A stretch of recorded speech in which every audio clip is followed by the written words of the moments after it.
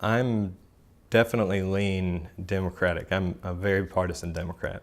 Of course, my response as a conservative is going to be from a conservative perspective. Meet two young men with diametrically opposed political views who share one common goal: bringing down their political opponents. One of them happens to be included at a monthly dinner hosted by the former President of the United States, Jimmy Carter. Recently, one member of the family has received as much attention as his grandfather. Everywhere I go now, I don't get introduced as the 39th president. I get introduced as James's grandfather. And that would be James Carter. The 35-year-old is currently taking a break from grad school and volunteering at a Georgia Progressive Policy Group. Just like his counterpart, John Sexton, Carter calls himself an opposition researcher. That's a fancy way of saying they dig up dirt on candidates they don't like. 47% of Americans pay no income tax. I've been looking for stuff on Mitt Romney or Paul Ryan more recently, and I just don't have the motivation to dig up stuff on Democrats.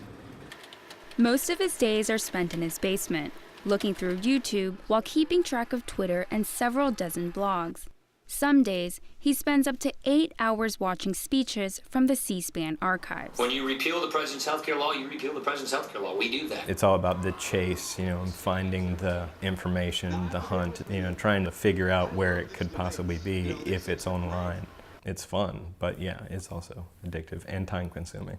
As he's gone after Mitt Romney, Carter started looking to see whether Bain Capital had outsourced American jobs. He visited the SEC website, searched Mitt Romney, plowed through hundreds of documents, and was able to determine the GOP candidate had invested in a Chinese company that profited from American outsourcing. But what had Romney actually said about outsourcing jobs? While scanning YouTube, he found a 1-minute clip of Romney at a closed-door fundraiser. Carter reached out to the owner of the video and convinced that person to release footage of the entire event to the liberal news outlet Mother Jones. That's how you saw this. All right, there are 47% who are with him, who are dependent upon government, who believe that they're victims. And the Democratic ticket has used that video ever since. Mitt Romney attacked 47% of Americans who pay no income tax. Governor Romney basically slandering 47% of America. So far beyond my wildest fantasies about what I could possibly do in this election season. I just wanted to make a small difference.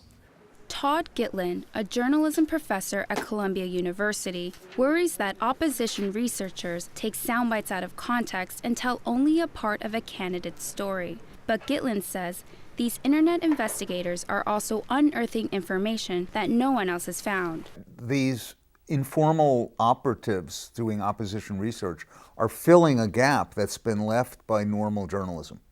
Normal journalism doesn't have the time, the staff, to do research, so there's a space now. And since the cost of entry is virtually free, and anybody with time on his or her hands can do this research. Of course, opposition research runs in both directions. John Sexton, like James Carter, wants to embarrass the opposition too, only he targets Democrats. My take is there's all this stuff that's coming out from the left, and a lot of it I'm going to want to respond to. A couple months ago, Sexton was unemployed and most of his time was spent on a personal side project, his blog, Verum Serum, Latin for Truth Serum. His big break came in the early days of Occupy Wall Street, when his blog hobby turned into a 24/7 obsession, all triggered by what he calls the mainstream media's sympathetic reporting about the protesters. It kind of became a fixation, I guess, for a period of weeks. I would get up in the morning and first thing sit down at the computer and start doing searches for Occupy vandalism or whatever it was. And almost every morning there would be a fresh list. Sexton also kept track of YouTube videos and local reports. He began to stitch together a narrative that Occupy was overrun with drugs, sexual assault, and violence. Blogs began to link to his work, and it reverberated on conservative outlets. Despite the violent nature of some of these protests, the media seem to glorify the movement. Today, Sexton is employed by the conservative website founded by the late Andrew Breitbart. best known for his own efforts to target those associated with liberal causes. Not long after being hired, Sexton and a colleague were focused on the U.S. Senate race in Massachusetts. Their target, the Democratic candidate Elizabeth Warren. Searching through archived versions of Harvard University's website, they found an EEOC report proving that in applying for a job at Harvard, Warren had identified herself as Native American, even though she's reportedly only 1/32nd Cherokee. Elizabeth Warren is trying to put questions about her heritage behind her. And she changed her nationality to Native American.